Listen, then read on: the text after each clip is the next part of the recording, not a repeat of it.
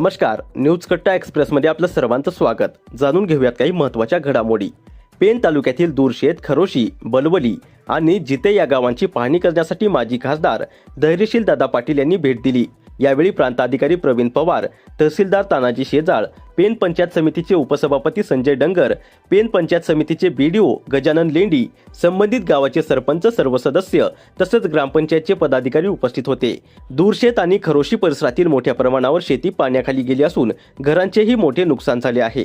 तातडीने पंचनामे करून बाधित नागरिकांना नुकसान भरपाई देण्याची मागणी करण्यात आली. पुराच्या फटक्यामुळे अनेक वाहनांचे नुकसान झाले असून अनेक घरांना तडे गेले आहेत, तर काही घरे कोसळली आहेत. अनेक कुटुंबाचे अन्नधान्य तसेच घरातील साहित्यही पुराच्या पाण्यात वाहून गेले आहे. माजी खासदार धैर्यशील दादा पाटील यांनी सर्व गावांची प्रत्यक्ष पाहणी करून प्रत्येक गावातील नुकसानीचा आढावा घेतला. झालेल्या नुकसानीचे अचूक मोजमाप करून संबंधितांना लवकरात लवकर नुकसान भरपाई मिळावी अशी मागणी त्यांनी केली आहे. दूरशेत आणि खरोशी गावांमध्ये संपूर्ण जनजीवन विस्कळीत झाले असून शेतीचे मोठे नुकसान झाले आहे. अन्नधान्याचा तुटवडा निर्माण झाला असून गेल्या 3 ते 4 दिवसापासून वीज पुरवठा खंडित असल्याने नागरिकांना मोठ्या अडचणींचा सामना करावा लागत आहे. यावेळी ग्रामस्थांनी उपस्थित अधिकारी आणि माजी खासदार धैर्यशीलदादा पाटील यांच्याकडे तातडीने पंचनामे करून नुकसानग्रस्तांना लवकरात लवकर नुकसान भरपाई द्यावी अशी मागणी केली.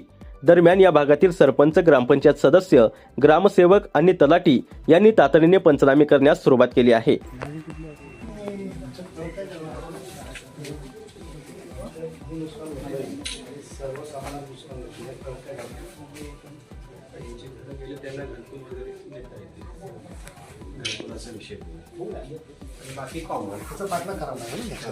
म्हणजे आता परीक्षा आहेत तुम्हा पुढे तुमचा हात राहू द्या. ती गोष्ट आहे महत्वाची.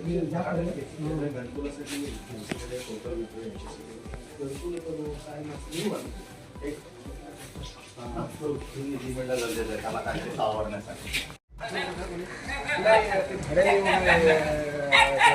थोडं कंट्रोल थांबवलं होतं.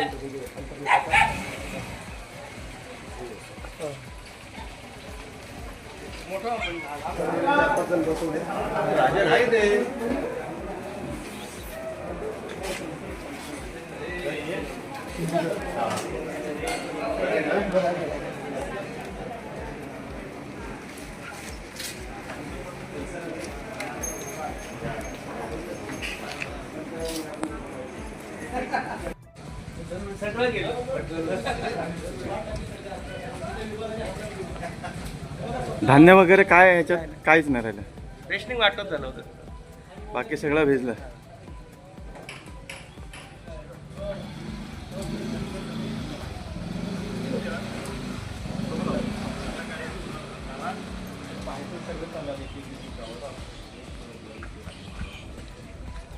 पुराचं पाणी घरात शिरलं होतं. काय काय नुकसान झालं तुमचं? आमची फ्रीज गेली, टीव्ही गेली, कबाड गेला, सोफा गेला, तांदूळ गेलं, कपडं गेलं, सगळं गेलं. आणि घरून आता तर आम्हाला बसाची परवानगी नाही. एवढा म्हणजे पाणी भरपूर झालं होतं. भरपूर झालं आणि ती पण रात्रीची वेळ होती. आता अधिकारी वगैरे पाहणी करायला आलेत, तुम्ही दिलत काय? पंचनामा केला का तुमचं? पंचनामाला गेलेत आता गावात गेलेत म्हणजे भरपूर नुकसान तुमचं भरपूर झालं. नुकसान झालंय. कुठलं घर तुमचं? हा बघा, हा माझा घर. हा बघा, आतलं पण बघा काय अवस्था आहे. आम्ही कशी लोक राहतो बघा, कशी लोक राहतो ते आमची आम्हाला होती. हे बघा सगळे. आणि खायचं पण गेलं आमचं. रात्री आम्हाला एवढं काढता येणार नाही, एवढं म्हणजे एवढं पाणी वेगाने आलं. बरंच नुकसान झालंय तुमचं. बरंच नुकसान झालं, सगळं गेलं. फ्रीज बघा बाहेरच काढल्यात आणि कपाट वाचालतील म्हणून आम्ही फेकून दिली. कारण ती याची होती, फ्लाऊडची होती, सगळी फुगली होती. पाण्याचं पैप सगळं फेकून दिलं. कालच दिलं. लोकांना पण विचारा, सरपंच आहे, सरपंचाला पण तिथे विचारा. सगळे आम्ही लोक टाकत होतो वस्तू. ठेवून तर फायदा. काय नाव तुमचं? माझं नाव आशा रमेश डंगर.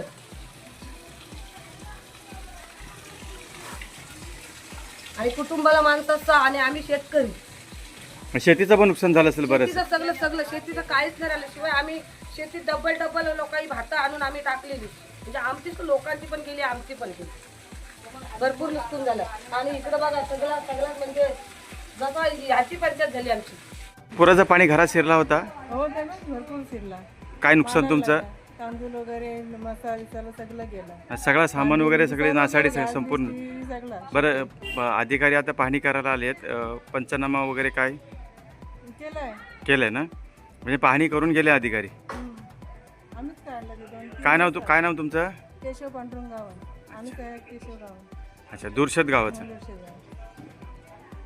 तो कसा करता येईल याची जरा एक बैठक एक 8-10 दिवसांनी घ्या. ते काय आत्ताच्या काही याची काय आवश्यकता नाही, कारण आता सगळेजण वेगवेगळ्या ह्याच्यात अडकलेले आहेत. आणि पंचनामे आत्ता करा. शासकीय मदत काय येते, अधिक कशी येईल, त्याचा आपण सगळे प्रयत्न याच्यामध्ये करू. आता फक्त विषय असा आहे की ज्यांच्या घरातला अन्नधान्य वाहून गेलेला आहे, नेमक्या त्याचीच एक यादी करा बघू. म्हणजे मी काय म्हणतो ऐका तुम्ही, म्हणजे नेमक्या त्याची यादी का करा.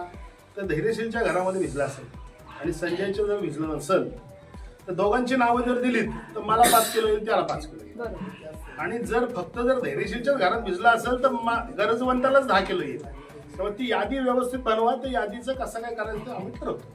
हा, किती देता येईल, काय देता येईल, तो भाग झाला वेगळा. आजच्या घडीत हे बघा, खरोशीत सगळ्यांचं, आज माझं जरी घर जरी पाण्याखाली गेलं असतं ना तरी मला आज 2 किलो धान्याची किंमत वेगळी आहे. तर ते मी 89ला सुद्धा इथली परिस्थिती, आता त्यावेळी कदाचित बरीच मंडळी इथली नसतील, हे आम्ही जुनी स्वतः आपण होतो त्यावेळी.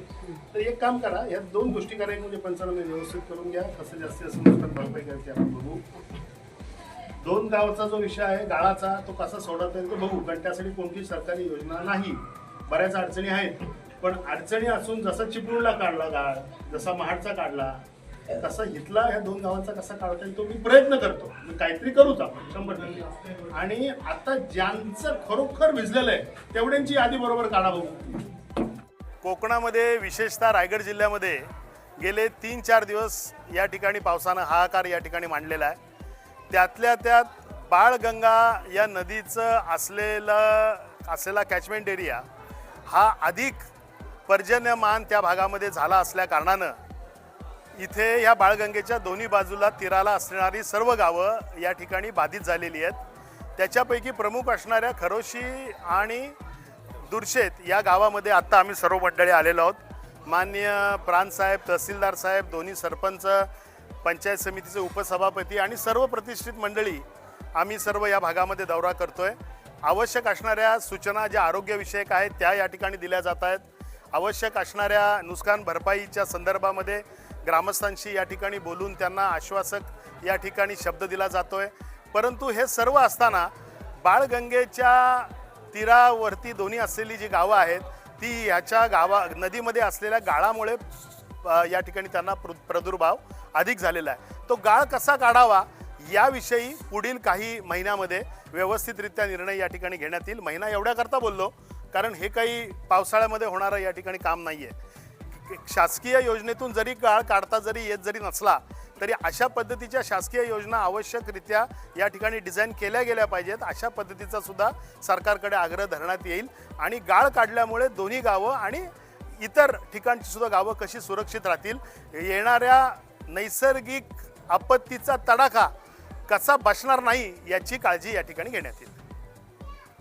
अशाच नवनवीन अपडेट जाणून घेण्यासाठी आत्ताच आमच्या चॅनलला लाईक, शेअर आणि सबस्क्राईब करायला विसरू नका. न्यूज कट्टा एक्सप्रेससाठी रायगड जिल्हा संपादक संजय गायकवाड.